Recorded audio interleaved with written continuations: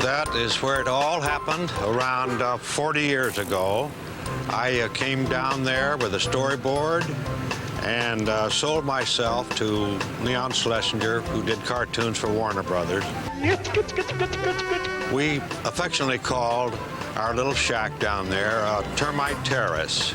It was a cozy little place. There had been dressing rooms in the past. I had my own unit in Termite Terrace. My first two animators, oddly enough, were Chuck Jones and Bob Clampett.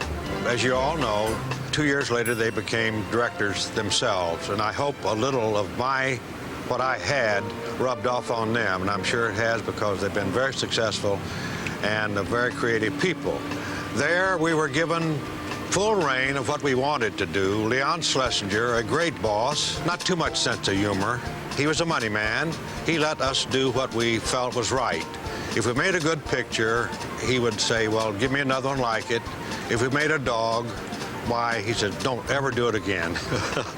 But he was nice to work with, one of the best I had in my 45 years in the business. The boys there, of course, we were all young, and a lot of the funnier things never did get on film. We had an awful lot of fun. Those were our creative years.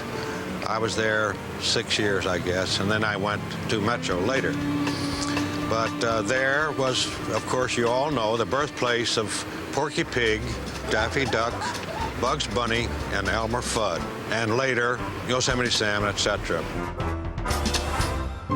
Of course, we all know that Disney was the king of the mountain, and as far as cartoons went, with his silly symphonies. In my case, I couldn't compete with Disney, and I didn't attempt to. I attempted to do things that Disney wouldn't dare to do.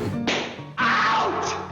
What I'm getting at is exaggeration in films, wild takes, distorted fairy tales, and I laid off of the fuzzy-wuzzy little bunnies because it wasn't my bag along the cute lines. Daintily, she lowers her head and sips quietly.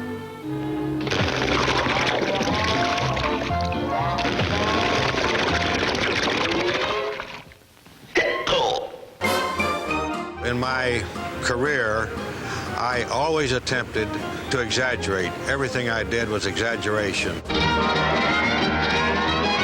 I would attempt to top other cartoons that I'd seen in the way of a take.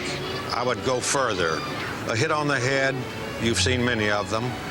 I think the furthest I went in that line was like a piece of china. He was tapped on the head, a dog, cat, whatever.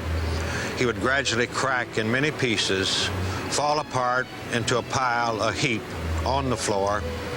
His own hand would come out from under the pile, reshape himself, and away he would go again. Visually and verbally, I would play to the audience an awful lot. Hey, that wasn't in the script. I wanted them aware that they were out there, and then I knew they were out there.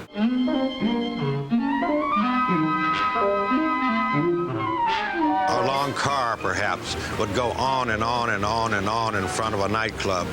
Finally, it would come to a stop with a sign. Long darn thing, isn't it? I would have a live-action shadow walk across the screen. I'll be right up. Oh, Griffy! At one time, I had an animated hare in the projector, which we had a lot of fun with.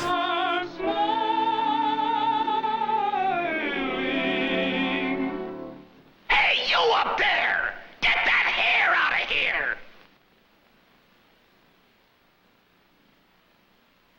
Sure they steal your heart. I've been asked many times, did I make my cartoons for kids? I never did.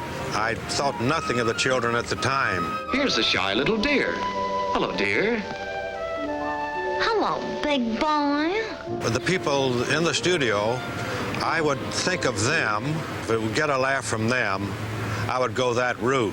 Marvelous, stupendous, colossal, tremendous, gigantic, astounding, unbelievable, spectacular, phenomenal. And it's good, too. Around 1945, when I was at Metro, Exaggeration again. I had a picture I called King Size Canary. It got quite a good reaction. There was the little canary. Whoa. And the cat after the canary.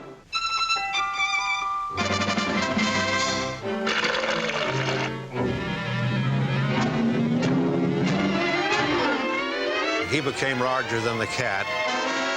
The cat caught on to this. He would become larger than the canary again. We kept going until a bulldog got in the act. They kept growing very fast, up and down, one larger than the other.